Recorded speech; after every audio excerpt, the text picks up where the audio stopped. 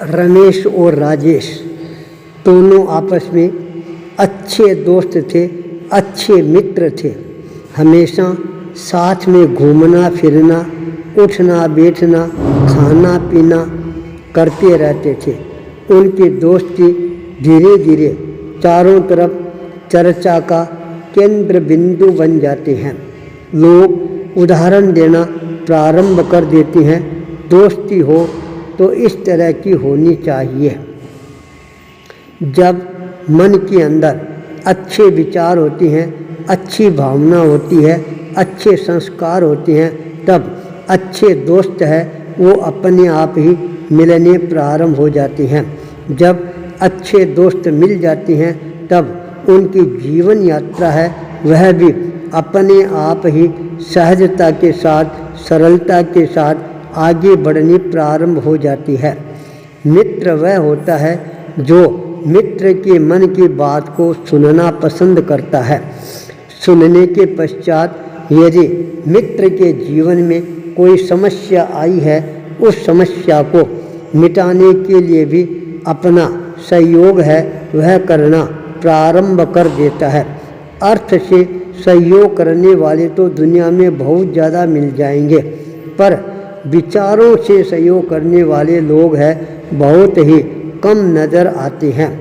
दोनों मित्र एक बार अपने मन में चिंतन करना प्रारंभ कर देते हैं। हमारे को कोई न कोई यात्रा अपने जीवन में अवश्य ही करने का प्रयास करना चाहिए। यात्रा करने की भावना मन में जागृत होती है। दोनों मित्रों ने आपस के अंदर यह निश्चय किया, हम यात्रा तो करेंगे पर किसी भी वाहन से यात्रा नहीं करेंगे। हवाई जहाज, rail, train, plane, motor, car, इससे नहीं। यात्रा करेंगे तो हम पैदल यात्रा करने का प्रयास करेंगे। पैदल यात्रा करने से अनेकों प्रकार के अनुभव है वो हमारे को अपने आप ही होने प्रारंभ हो जाते हैं। दोनों की भावनाएं एक जैसी ही बनती है और दोनों मित्र पैदल ही यात्रा के लिए रवाना हो जाते हैं। धीरे धीरे आगे से आगे अपने चरणों को गतिशील बनाना प्रारंभ कर देते हैं। सामने रेगिस्तान आ जाता है। बड़े बड़े रेत के ढोरे हैं वो नज़र आने प्रारंभ हो जाते हैं। रेत के ढोरे भी सोने की तरह चमक रहे थे और जब सूर्य की किरणें उनके ऊपर गिरती है तब रेत की चमक है वह और ज़्यादा चमकीली बननी प्रारंभ हो जाती है। दोनों मित्रों का ध्यान उस रेत के ऊपर केंद्रित हो जाता है और मन में विचार करना प्रारंभ कर देते हैं, हम रेगिस्तान में नहीं सोने के ऊपर यात्रा कर रहे हैं। चलते चलते दोनों मित्रों में आपस के अंदर बातचीत होनी प्रारंभ हो जाती है। किसी मुद्दे को लेकर आपस के अंदर थोड़ी सी गर्माहट है वह भी आनी प्रारंभ हो जाती है।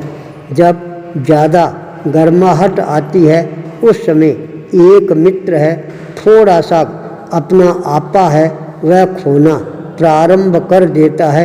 मन के अंदर थोड़ा सा गुस्सा है वह जागृत होना प्रारंभ हो जाता है। मन का गुस्सा विचारों को प्रभावित करता है और विचारों का गुस्सा शरीर को भी प्रभावित करना प्रारंभ कर देते हैं। वह अपने मित्र को खींचकर गाल पर एक जोर से चपेटा मार देता है। जब मित्र का चपाटा पड़ता है एक बार उसका सारा शरीर है वह झनझनाना प्रारंभ कर देता है।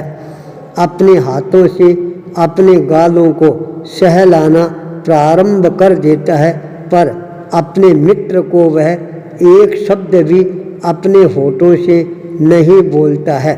मन में चिंतन उभर कर आता है, अब मेरे को क्या करना चाहिए। तत्काल अपने पैरों को रोक लेता है। वहाँ पर एक पेड़ का कटा हुआ छोटा सा पिणकला पड़ा था। अपने हाथ में उठाता है और रेत के ऊपर एक शब्द लिख देता है, आज मेरे मित्र ने मेरे साथ में बहुत ही बुरा व्यवहार किया, मेरे गाल पर खींचकर चपेटा मारा। यह लिखने के पश्चात आगे बढ़ने प्रारंभ हो जाते हैं।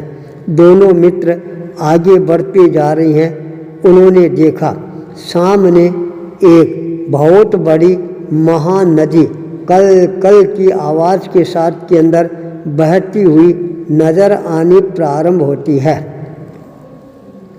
दोनों मित्रों के मन में भावना जागृत होनी प्रारंभ होती है, क्यों नहीं आज हम इस नदी के अंदर डुबकी लगाकर अपने आप को निष्णात बनाने का प्रयास करें। दोनों मित्र अपने मन में निश्चय कर लेते हैं, अपने को आज नदी के अंदर डुबकी लगाकर स्नान करना है। तत्काल अपने कपड़े हैं उतारने प्रारंभ कर देते हैं। दोनों मित्र एक साथ के अंदर नदी के अंदर छलांग लगा देते हैं। स्नान करने का आनंद है वह आना प्रारंभ हो जाता है। अचानक नदी के अंदर तेज बहाव पानी का आता है। जिस मित्र के गाल के ऊपर चपेटा लगा था वह मित्र उस पानी की धारा के अंदर बहना प्रारंभ कर देता है। आगे जाकर झाड़ियों के अंदर उसका शरीर है वह फंस जाता है, रुक जाता है, पर समस्या के भांवर जाल में वह फंस चुका था। तत्काल वह अपने मित्र को आवाज़ देता है, पुकारता है। मित्र भी आवाज़ सुनता है और अपने मित्र को बचाने के लिए फिर पानी में छलांग लगा देता है। झाड़ियों के पास में पहुंचता है, अपने मित्र को दल दल से बाहर निकाल कर लाता है।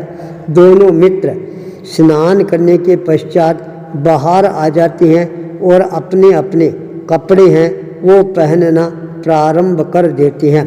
जब कपड़े पहनने प्रारंभ कर दिए, जिस मित्र के गाल पर चपेटा लगा था, अचानक उसने देखा सामने एक बहुत बड़ा पत्थर है वह नज़र आता है। तत्काल वह पत्थर के पास में पहुंच जाता है और वहाँ पर दूसरा पत्थर अपने हाथ में लेता है। उस पत्थर को उस पत्थर के ऊपर रखकर अपने हाथों से दूसरे पत्थर से प्रहार करना प्रारंभ कर देता है। धीरे धीरे वहाँ पर खोद कर कुछ अक्षर है वो लिखना प्रारंभ कर देता है। उसमें उसने लिखा, आज मेरे परम मित्र ने मेरी जान बचाई, मेरे लिए उसने बहुत अच्छा कार्य किया, मैं अपने दिल से उसको 100 बार धन्यवाद देता हूँ। जब अक्षर पूरे हो जाते हैं तब जिस मित्र ने चपेटा मारा था उस मित्र से रहा नहीं गया। उसने पूछा, मित्र क्या बात है, जब मैंने तेरे चपेटा मारा तब तुमने रेत के ऊपर शब्द लिखे और आज मैंने जब तेरे को बचाया तुमने पत्थर पर शब्द लिखे हैं, इसका क्या कारण है, क्या तात्पर्य है? अपने मित्र की बात सुनते ही उसने कहा, मित्र तुमने भले मेरे चपेटा मारा, मैंने रेत के ऊपर लिख दिया, हवा का एक झोंका आएगा, मेरा लिखा हुआ शब्द है वो अपने आप ही वहाँ से मटिया मेट हो जाएगा, समाप्त हो जाएगा हमेशा हमेशा के लिए। जो मैंने पत्थर के ऊपर शब्द लिखे हैं, चाहे आंधी आए, तूफान आए, बरसात आए, ये शब्द है ये कभी भी मिटने वाले नहीं हैं, अमिट रेखाएं हैं। इसलिए बुरा काम कोई करे उसको भले तुम रेत के ऊपर लिख दोगे तो कोई फर्क पड़ने वाला नहीं है, हवा का झोंका आएगा मिट जाएगा। अच्छा काम करोगे, पत्थर पर अंकित कर दोगे तो वो हमेशा हमेशा के लिए यादगार बन जाएगा। इसलिए अच्छे काम को हमेशा पत्थर पर लिखना सीखो। आचार्य भूपेंद्र।